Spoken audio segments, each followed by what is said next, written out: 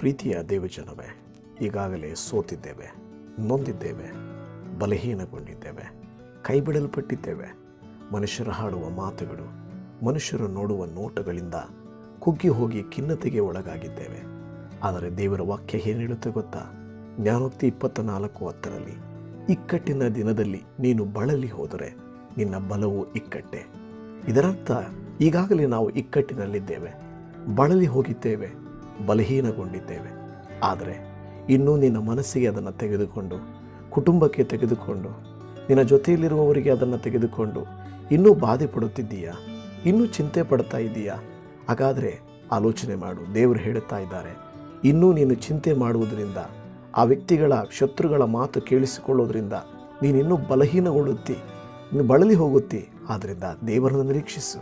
ದೇವರು ನಿನ್ನನ್ನು ನಿನ್ನ ತಲೆ ಎತ್ತುವಂತೆ ಮಾಡುವಂಥವನಾಗಿದ್ದಾನೆ. ಆಮೇಲೆ